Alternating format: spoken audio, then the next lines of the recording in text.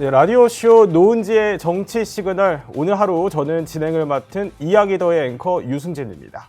네, 오늘 제대로 한번 또 정치 시그널 잘 진행해 보도록 하겠습니다. 자, 정치 시그널 첫 코너입니다. 수요일 정치 속풀이 유일무이 정치권 내막을 풀어헤치는 여의도 스포일러. 자, 신지호 의원님 모셨습니다.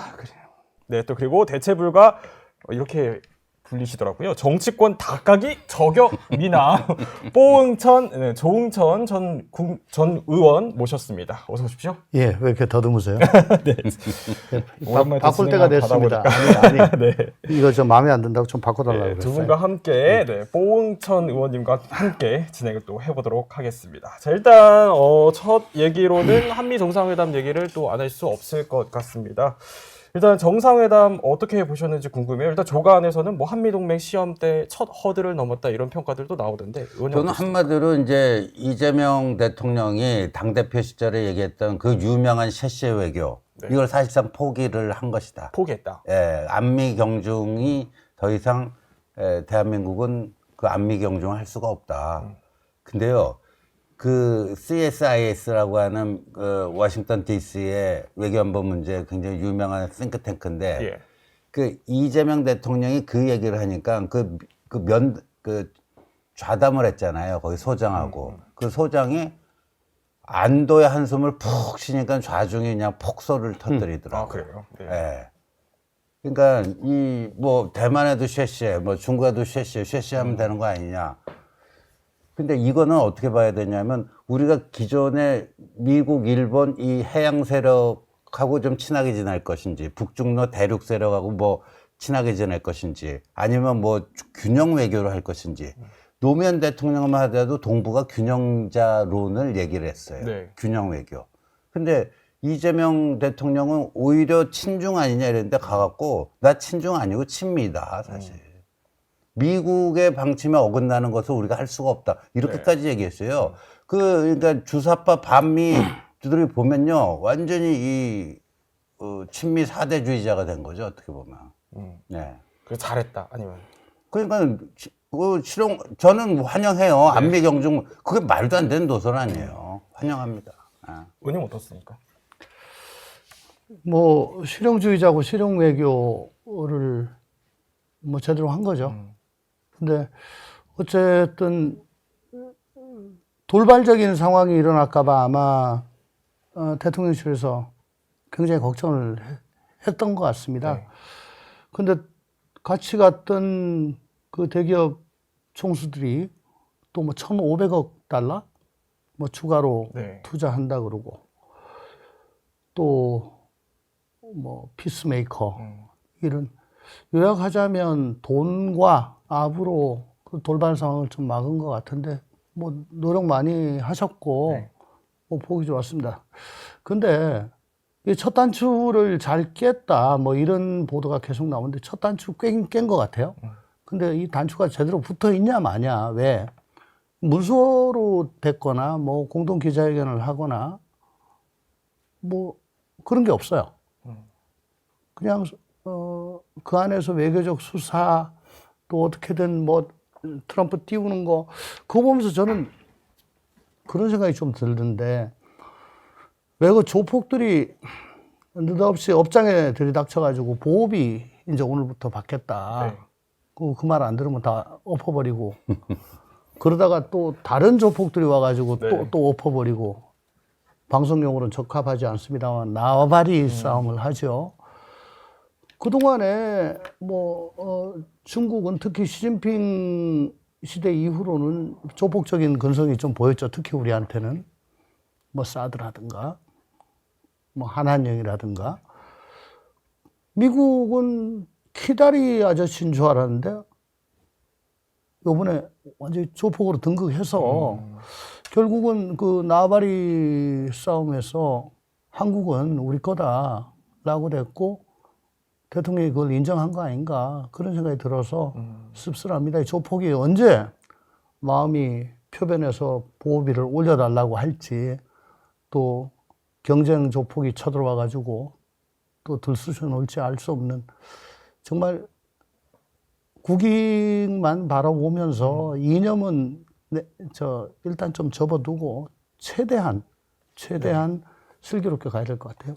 뭐 트럼프의 힘을 다시 한번 봤다라고 평가를 또 해주셨는데 하나만 더 짧게 짚어보면은 조금 전에 이제 북한에서도 반응이 나왔어요. 그러니까 어제 이제 정상회담을 막 마쳤을 때에 북한은 일단 침묵을 했었는데 오늘 조금 전에 나온 게 이재명 대통령이 방미 기간에 한반도 평화 정착 그리고 비핵화를 위해 노력하겠다라고 한 발언에 대해서 아직도 헛된 기대를 점쳐보는 것은 너무나 허망한 망상이다. 또 이런 반응을 내놨거든요. 그 북한의 오래된 그 외교 노선 중에 통미봉남이라는 게 있어요. 미국하고는 통하고 남한하는 완전 봉쇄해버린다. 그런데 그거에 이제 연장선상에 있는 발언이라고 봐야 되는데 특히나 이제 작년 말에 김정은이 남과 북은 이제 민족끼리의 관계가 아니고 적대적 두 국가다. 네. 이 이후로 이게 더 강해진 거죠. 강해진 거고 트럼프하고는 잘 해보고 싶은 마음이 있어요. 그러나 거기에 한국은 끼지 마. 뭐 이거죠. 이걸 한번 다시 확인한 거라고 봅니다.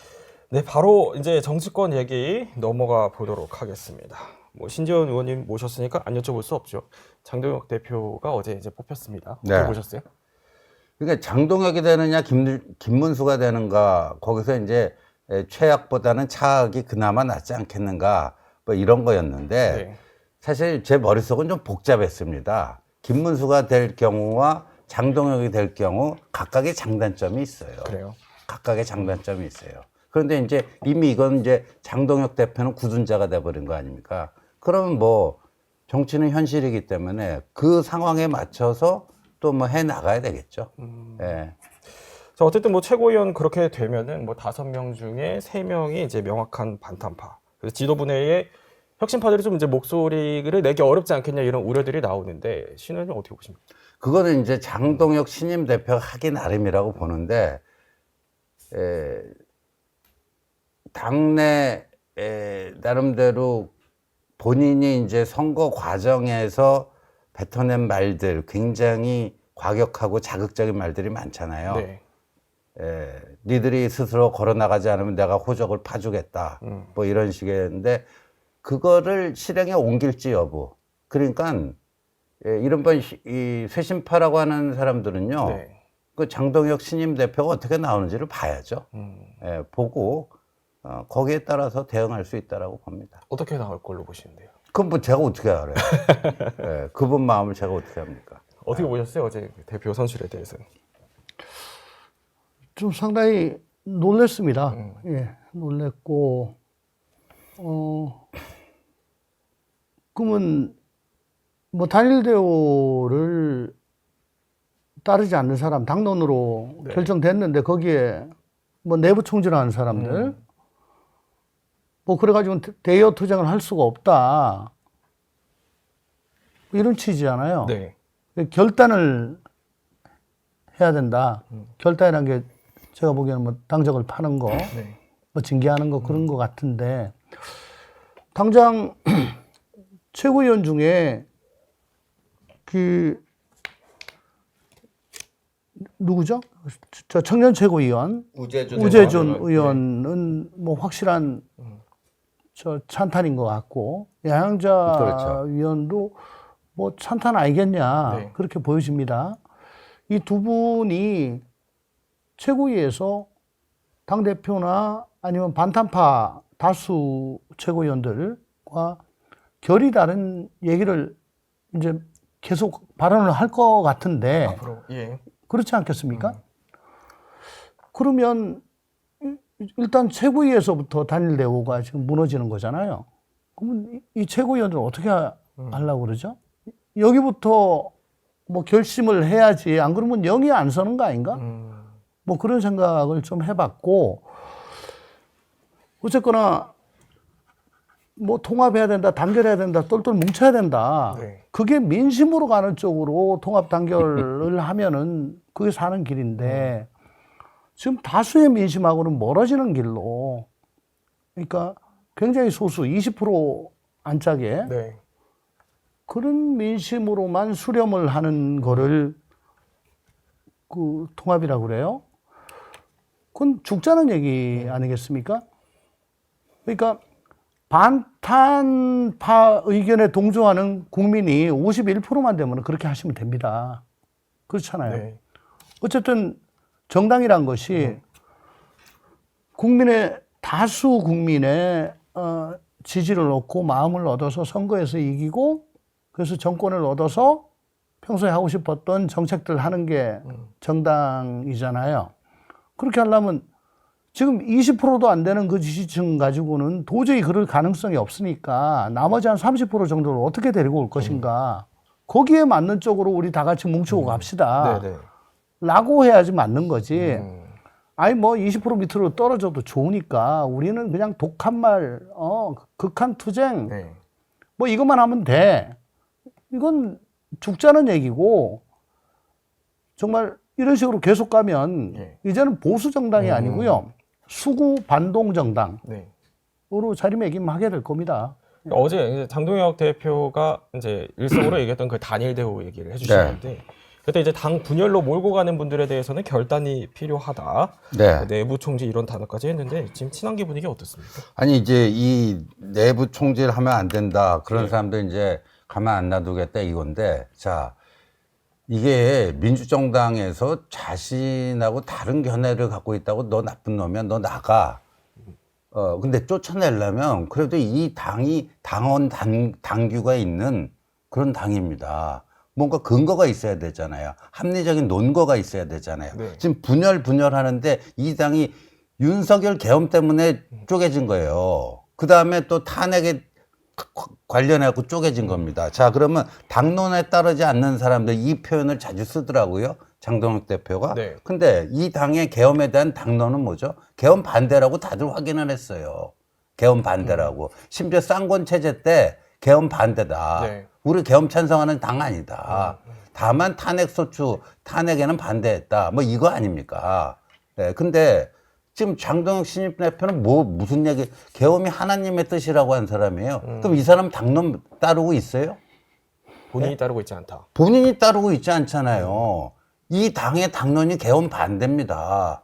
근데 계엄은 하나님의 뜻이라고 하면 당대표가 지금 당론을 어기고 있잖아요. 그 다음에 자꾸만 이제 찬탄파를 당론을 어겼다. 그러니까 그게요, 시기적으로는 그게 맞는 게 있었습니다. 그러니까 12월 14일 그 탄핵소추 네. 국회에서 그때부터 4월 4일 헌법재판소에서의 그 탄핵 판결 요 기간 중에는 우리는 저 탄핵에 반대한다는 게 당론이었어요. 근데 4월 4일 헌재에서 8대 0으로 그 파면이 확정된 이후 그때 쌍권체제였죠. 네. 당론이 뭐죠? 탄핵 승복이에요. 탄핵 승복입니다. 그걸 공식적으로 뭐 의총이나 이런 데서 뒤집은 적 있습니까? 없어요. 근데 반탄 이거 외치는 건 탄핵 승복 안 하겠다는 얘기가 뭐예요? 그 누가 지금 당론을 어떻게 어기고 있냐 이거예요. 네? 네? 찬탄이라고 쫓아내요? 쫓아내 보라고 그러세요. 한번. 이게 당론을 어기고 있는 건 이제 당대표 본인이다라는 말씀을 해주신 건데, 자, 그러면 이제, 지난번에 이제 대표가 선출되기 전에 한 방송에 나오셔서 이런 얘기를 하셨더라고요. 한동훈 전 대표가 이제, 전당대회를 치르고 나면은 정치를 다시 슬슬 시작할 때가 되지 않았냐라고 했을 때, 이제 뭐 본격적인 활동을 좀 시작하지 않겠냐라고 하셨는데, 시작할 것 같으세요? 어떻습니까? 해야죠, 당연히.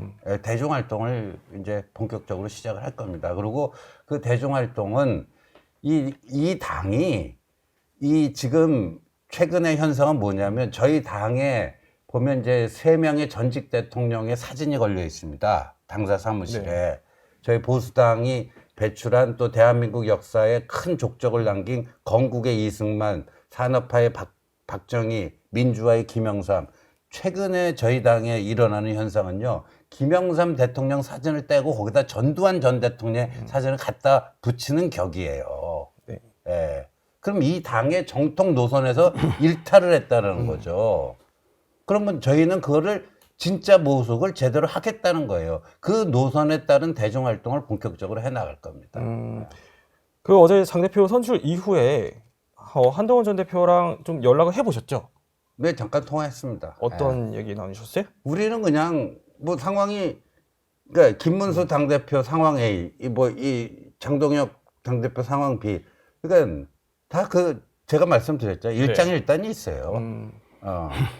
그럼 여기에 맞춰서 저희는 이제 활동에 그냥 덤덤히 저희들 가던 길 가야죠. 네. 한동훈 전 대표 반응이 궁금해서요. 뭐 그런 반응입니다. 덤덤히 하겠다. 네, 그렇죠. 네. 어쨌든 뭐 플랜 A, 플랜 B였는데 플랜 B가 된 거예요. 네. 네. 네, 그래도 그런 반응이 거죠. 썩 좋지는 않을 것 같은데. 아니 근데 그것 때문에 이제 차악을 선택하자라고 했던 저희 쪽 지지자들 좀 실망하는 분들도 있고 에이 그냥 감정적으로 탈당하겠다는 네. 분들도 있는데 오히려 이 애매함이 없어지고 더 선명해졌어요. 만약에 김문수 당대표가 됐다면 굉장히 좀 애매한 것들이 많이 생겨요. 이 당내의 어떤 그 당내 어떤 구도 네. 면에서도 굉장히 이렇게 애매한 점들이 많이 생겨요. 근데 오히려 또 단순 명쾌해졌다. 그런 점은 더 오히려 여기 상황에 맞게끔 해나가면 된다고 봅니다. 근데 원래 애매한 구도가 생기면 그 안에서 이제 서로 싸우면서 더 성장하고 뭐 이런 과정들이 있다라고 생각을 할 수도 있을 텐데. 근데 이제 과거에 보면요. 2017년에 그때 이제 박근혜 대통령 파면되고 조기 대선에서 이제 문재인 정권 등장하면서 네. 그 이후에 대선에 나가서 떨어졌던 홍준표 후보가 당대표가 돼서 자유한국당을 이끌다가 지방선거에서 폭망하고 그 다음에 황교안 체제로 갔다가 또 총선에서 폭망하고 이제 김종인 체제가 돼서 당이 제대로 부활을 합니다. 그러니까 그때까지 부활하기까지 1기 홍준표 체제를 거쳤고 2기 황교안 체제. 홍준표 체제는 지선을 말아먹은 체제고 황교안 체제는 총선을 말아먹은 체제였어요. 네. 이 두 기를 거쳐서 이제 김종인 비대위 체제가 하면서 본격적으로 이제 반등이 시작됐잖아요. 네. 근데 이제 요번에 이 결과는 어찌 보면 이거 뭐 꼭 그렇게 된다는 게 아니라 김문수는 이제 거의 사실상 퇴장한 거 아닙니까? 그게 압축이 될 수도 있다라는 거죠. 뭐 전한결 씨는 정계 은퇴하라고 하시는데. 그건 뭐 제가 뭐 거기에 대해서 멘탈 일 없습니다. 불행한 역사는 자꾸 반복되는 것 같아요. 제가 요즘 이 국민의힘 상황을 보면서 네. 민주당에 있었을 때 생각이 자꾸 나요. 23년도 9월 말에 이재명 대표 체포동의안이 통과됐죠. 가결됐는데 법원에서 영장이 기각됐을 때 이제 그때 보면은 뭐 나가라. 고름은 살이 되지 않는다. 한 발의 총알이 남아 있으면 널 쏴 죽이겠다. 네. 뭐 그런 살벌한 말들이 횡행했을 때였습니다. 그때도 뭐 그 체포동의안 반대가 당론이었는데 왜 당론 오겠냐. 라는 얘기가 있었고 내부 충질러 뭐 지금하고 비슷해요. 그 이후로 이제 비명 반명에 대한 압박이 엄청나게 시작되고 결국은 그게 비명 행사로까지 이어졌죠. 친명 형제. 그래서 지난 총선 때 22대 총선 때 야 요번에 민주당 과반 깨지겠다. 이런 얘기가 사실은 초기에 많았습니다. 근데 거기에, 런종섭하고 대파 875원, 네. 또 김건희 여사 그 명품백, 이 3종 콤보 세트로 분위기가 확 바뀌었고, 질래야 질 수 없는 총선을 그때 말아먹은 건데, 결국은, 이 강고한 당원들의 호의를 받으며 그 힘으로 나가는 뭐 그런 건 똑같고요. 그러면 이게 이재명 당시 대표가 지금 대통령 되지 않았냐. 그러면 현 정부 혹은 여당의 그 실수, 손님 실수로 그 편성할 수밖에 없는데 과연 그렇게까지 하겠냐. 하더라도 지금 보수 정당임을 자처하고 있는 국민의힘이 헌법재판소에서 이미 탄핵 결정이 난, 그리고 비상계엄 자체가 위헌적이었다라고 결론이 났잖아요. 국민적 평가도 났잖아요. 네. 헌법 질서를 지키지 않는, 그걸 무시하는 정당이 무슨 보수입니까? 수구지. 그래서 이제 장동혁 대표가 어제 일성으로 얘기했던 게 이재명 정권을 끌어내리겠다. 시작부터 굉장히 어떻게? 셌어요. 어떻게? 네. 뭐 말로는 그러더라고요. 지금 5개 재판이 전부 기일 추정이 돼가지고 임기 중에는 재판이 진행이 되지 않는데 네. 그 5개 중에 하나라도 재판이 진행이 된다면 특히 선거법 같은 경우는 이미 유죄 취지로 파기환송됐고 예. 항소심에서 형량을 정하기만 하면 되는데 당선 무효형 밑으로 갈 리는 없으니까 그것만 진행되면 당선 무효형이 나올 거고 네. 그러면 대법원은 자기들이 파기환송했으니까 오는 대로 그대로 확정시키면 피선거권 없어지고 대통령 날아가는 거 아니냐. 그것뿐만 아니고 나머지 재판들도 다 그렇다. 뭐 그렇게 얘기를 한 것 같더라고요. 어떻게 그 재판을 다시 돌립니까? 네. 뭐 혁명재판부를 만들어가지고 특별재판부를 만들어서 돌릴 수 있는 그런 민주당 같은 그런 의석도 있고 힘도 있고 네, 네. 뭐 기계도 있으면 모르겠는데 이거 어떻게 가능하겠어요? 그래서 그걸 가지고 뭐 끌어내리겠다라고 하는데 그건 수사에 불과하다. 네.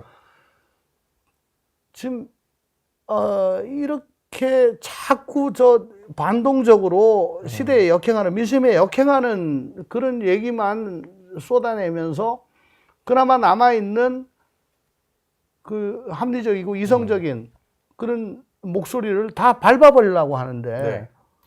그 어느 국민이 거기에 동조를 하겠습니까? 저 아까 김종인 체제 말씀하셨는데요. 황교안 체제까지는 아스팔트하고 손잡았고 네. 보수 유튜버들이 활개를 쳤습니다.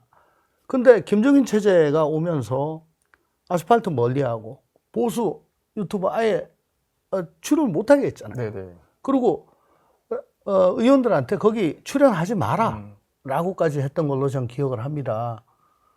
근데 지금 장동혁 신임 대표는 뭐 새로운 미디어 환경에 의해 가지고 내가 도움받았다. 네. 그래 앞으로 계속 그 전환길이나 고성국이나 뭐 이런 보수 유튜버들 네.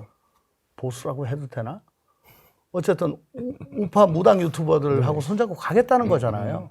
용언합니다. 그건 안 됩니다. 뭐 못 끌어내린다라는 입장이신 거고. 네. 어떻게 들으셨는지도 궁금하고 뭐 이제 전환길 씨를 뭐 지명직 최고위원에 지명하지 않겠냐라는 일각의 시각들도 있거든요. 뭐 그 가능성도 있죠. 근데 이번 이제 그 결과를 뜯어 보면요 이렇습니다. 그 민심에서는 졌으나 당심에서 이겼다. 뭐 흔히 이런 식의 표현을 하는데 정확한 표현이 아니에요.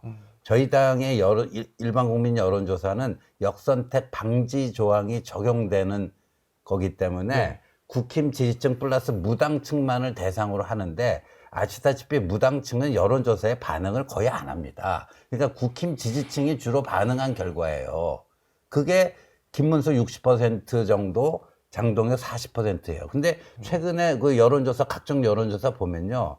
그 MBS의 경우에 그 이제 16%까지 당 지지율이 내려갔단 말이에요. 그러니까 네. 불과 두세 달 전에 반토막이 났어요. 그러니까 여론조사에서 나타나는 그걸 뭐 여심이라고 표현할게요. 줄여서. 여론조사에서 나타나는 네. 그 여심이 굉장히 짠물화된 거죠. 그러니까 그 MBS 기준으로 16% 국힘 지지층들이 반응하는 게 그거예요. 근데 거기서 6대4로 김문수가 이겼는데 네. 이 당심에서 당원 투표에서 그거보다 더 크게 졌기 때문에 섞어 보니까 이제 장동혁이 이긴 거 아닙니까? 그러니까 당심이 민심을 이긴 게 아니라 이 짠물 여심이 있어요. 네. 그 여론조사 그것도 짠물인데 이 당심 이거는 뭐라고 뭐 왕짠물이라고 해야 돼요? 그냥 짠물이 아니에요. 소금 그냥. 예, 그 소금 결정체예요. 네. 물에 희석시킨 게 아니고 그냥 소금 결정체예요, 이게. 그러니까 이걸 잘 봐야 돼요. 그러니까 그 힘으로 이긴 거 아니에요. 짠물 여심에서도 졌는데 왕소금 그 당심에서 이긴 거 아닙니까? 네, 네. 근데 그걸 가지고 계속 하고 뭐 이제 찬탄 세력들 쫓아내겠다. 그러면요. 아주 저 얘기하면 지금 장동혁이라는 사람이 당대표가 되니까 민주당 반응, 조국당 반응 어쩌? 굉장히 좋아해요. 그 좋아하는 이유가 뭐겠어요? 내란 정당으로 해산시키고 싶어 하잖아요. 근데 장동혁 그 해법대로 쭉 가면요. 그래갖고 뭐 한동훈파 이 찬탄파를 다 쫓아낸다. 네. 순수한 자기들 윤 어게인파만 남는다. 그게 내란 정당 스펙 만들기예요. 그래서- 저들이 하고자 하는 위헌정당 해산하고자 하는 거기 이제 내란 정당 스펙 만드는 거예요, 그게. 그래서 뭐 관심 이제 지명직 최고위원 여쭤봤는데 그거에 대해서는 뭐 어떻게 예상을 좀 하세요? 그건 모르겠습니다. 그건 뭐. 그럼 이대로 가면은 어쨌든 뭐 장동혁 체제로 지방선거를 또 치러야 되고 하니까 지방선거 승리 좀 유언하다 이렇게 보시는 거예요? 지금 뭐 지금 상황에서 뭐 지방선거 얘기하기에는 좀 그럴 거고요. 저는 만약에 이제 장동혁 신임 대표가 그 선거 과정에서 자신이 내뱉은 말 그대로 당을 이끌고 가면요. 네. 지방선거는 내년 6월이잖아요. 연말 정도 되면 야 이래 돼가지고 선거 치를 수 있겠나 하는 얘기가 여기저기서 튀어나올 수 있습니다. 나올 거다. 자, 한 가지만 더 여쭤보면 어제 그 이제 조경태 의원이 저희 채널A 뉴스에 이제 뉴스 A에 나와서 조경태 의원에 대해서는 장동혁 신임 대표가 이런 얘기를 했어요. 함께 갈 수 없다는 거에 대한 후속 조치를 이제 앵커가 물었더니 오히려 먼저 결단을 하라라고 이제 했거든요. 어떻게 좀 들으셨어요? 아니 제가 얘기했잖아요. 김영삼 사진 떼고 전두환 사진 붙여놓은 건데 그러면 그 다시 제대로 바꾸기 위해서 노력을 해야지 왜 나갑니까? 예. 어떻습니까? 어떻게 들으셨어요? 먼저 결단하라. 민주당 과거 23년도 민주당하고 비슷해요. 예, 나가라. 자, 이제 시간상 뭐 거의 마지막 질문이 될 것 같습니다. 이제 뭐 정청래 대표 그리고 장동혁 대표 이제 여야 모두 이제 강성 대표 체제로 들어서게 되면서 여야가 뭐 협치가 더 유원해진 거 아니냐 이런 분석들이 나와요. 그럴 것 같아요. 근데 둘 다 또 묘하게 충청도 출신인데 충청도 사람들 이렇게 둘 다 그렇게 과격하지 않은데 어떻게 여야당 대표가 다 충청도 출신의 과격파가 이렇게 되는지 모르겠습니다. 아니 2차 대전 전에 네. 히틀러하고 스탈린이 음. 좌우를 대표하는 파시스트죠. 네. 불가침 조약 맺고 한때 잘 지냈습니다. 음. 독일이 그 조약을 깨고 쳐들어가기 전까지. 그까 그건 통한다니까. 서로 간에 필요로 하잖아요. 네. 서로 간에. 장동혁이 있어야 정청래가 편하고 정청래가 있어야 장동혁 말이 네네. 이게 통하고. 네. 그러니까 서로 간에 극과 극은 통하는 뭐 그런 역설이 일어날 수도 있지 않을까. 오히려 잘 지낼 수 있다. 자, 그러니까 겉으로는 으릉대고 적대적 공생은 다 쌓고 민생은 도외시하고 죽어나는 거는 국민뿐이고 네. 과연 이런 거를 언제까지 지켜봐야 되느냐라는 말이 이제 곧 나올 겁니다. 네. 정치 속풀이 두 분과 함께했습니다. 고맙습니다.